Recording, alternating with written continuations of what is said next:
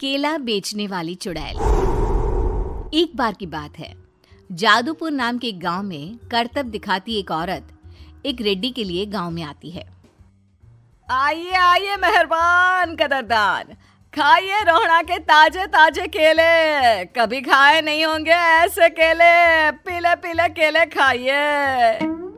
ये कहकर रोहड़ा हाथों में 4 केले लिए उन्हें सर्कल में जोर जोर से हवा में उछालती हुई करतब दिखाती है, जिसे देखकर आसपास के सारे बच्चे अपने अपने मम्मी पापा से उस औरत के पास जाने की जिद करने लग जाते हैं। पापा, ऐसा तो सर्कस में बॉल से होता है ना, ये आंटी तो केले से कर रही है। चलिए ना पापा, देखते हैं। रोहड़ा एक पतली सी तार पर चलती हुई केलों से करतब दिखाती है। आते जाते सभी लोग बाहर रुककर उसके करतब देखते हैं और वाह वाही करते नहीं थकते। जैसे ही एक आदमी पास आकर उसे पैसे देने लग जाता है, तब वो कहती है, अरे नहीं नहीं साहब, मैं करतब तो बच्चों के मन को बहलाने के लिए करती हूँ। धंधा तो मेरा केले का है।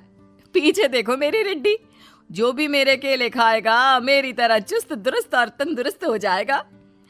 पता चलता है क्या कि मेरी उम्र 55 की है। अरे पर ऐसे ठंड के मौसम में कोई केला क्यों खाएगा? ये ऐसे वैसे केले नहीं है साहब, ये शरीर में गर्मी देते हैं। ठंड को दूर भगाए जो भी रोहिणा के केले खाए। पापा, अगर मुझे केले नहीं मिले तो मैं घर नहीं जाऊंगी। तभी उसके पापा कहते हैं कि बेटा, केले ठंड में कभी गर्मी नहीं देते। ये सब कहने की बातें हैं, सामान बेचने का तरीका है इनका। पर पिंकी नहीं मानती। मैं केले खाऊंगी। पिंकी की जिद के आगे नत्थू हार जाता है और उसे केले खरीद कर दे देता है। पिंकी खुश होकर केले घर ले आकर खाती है। अब मैं भी करतब करूंगी, कितना मजा आएगा। जादुई केले। पिंकी पहला केला खत्म भी नहीं करती कि वो बेहोश हो जाती है।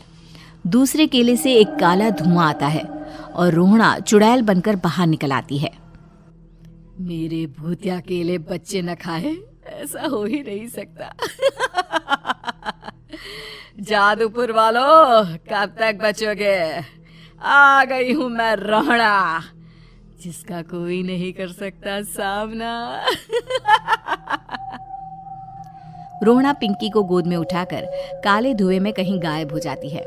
शाम के वक्त नत्थू घर लौटता है और पिंकी को घर में ना पाकर उसकी माँ से कहता है, माँ पिंकी कहाँ है?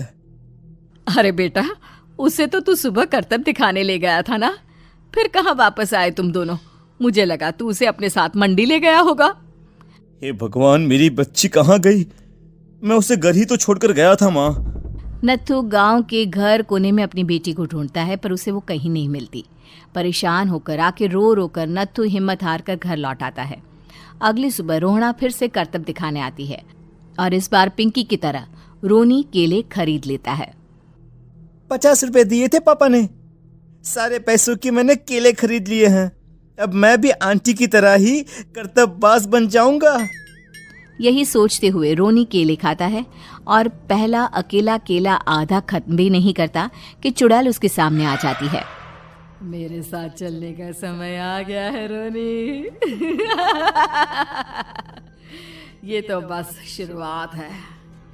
अब इस गांव के सारे बच्चे धीरे धीरे मेरे कब्जे में होंगे, एक बच्चा भी नहीं बचेगा।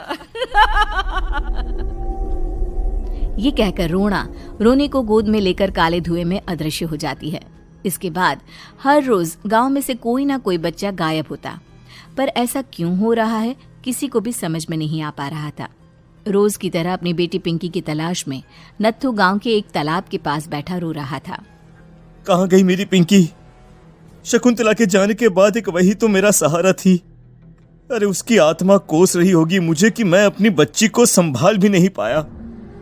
नत्थू ये कहता हुआ रो ही रहा था कि तभी तालाब में से उसे शकुंतला की आवाज सुनाई देती है। कहाँ थी तुम शकुंतला?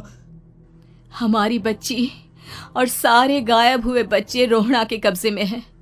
वो बच्चों को जो केले देती है उससे बच्चे बेहोश हो जाते हैं और उसके कब्जे में आ जाते हैं और वो उन्हें ले जाकर काली दुनिया में ले जाती है। पर वो ऐसा क्यों कर रही है? ये मैं नहीं जानती, पर उस दुनिया का रास्ता मैं आपको बता सकती हूँ। जहां ये नदी खत्म होती है वहां एक केले का पेड़ है, उसके नीचे एक दरवाजा है, वहीं से रास्ता जाता है उस दुनिया का। ये कहकर शकुंतला की आत्मा गायब हो जाती है। गांव के सभी लोग झुंड बनाकर उसी रास्ते से काली दुनिया में चले जाते हैं और वहां देखते हैं कि सारे बच्चे वहां काम कर रहे थे। पापा मुझे ले चलो यहाँ से। पापा पापा। सभी बच्चे अपने मम्मी पापा से लिपट जाते हैं। तो तुम लोग यहाँ तक आ गए? क्यों हमारे बच्चों को पकड़ लिया तूने? तुझे शिकार ही बनाना है तो ले, हम सब आ गए हैं, हमें खा ले। नहीं, मुझे बच्चे चाहिए। मेरे बच्चे के बदले तुम लोगों के बच्चे। क्या मतलब? मैं इसी गांव में रहने वाली एक औरत थी। केले की चोरी के इल्जाम में मेरे बेटे को गांव वालों ने इतना मारा कि वो मर गया। उसी दिन मैंने ठान लिया कि गांव वालों का भी वही हाल करूंगी। कुछ दिन बाद बेटे के चले जाने के दुख में मैं भी मर गई और मेरी भटकती आत्मा एक चुड़ैल बन गई। और फिर मैंने बदला लिया तुम सबके बच्चे छीनकर। बर्दाश्त नहीं कर पाए ना? सोचो मुझ पर क्या बीती होगी। हमें माफ कर दो रोना।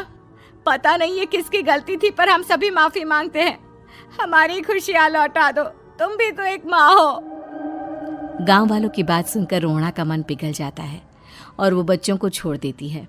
उसके बाद काली दुनिया बच्चों के लिए जादुई दुनिया बन जाती है। अब कोई भी कभी भी वहां आ जा सकता था।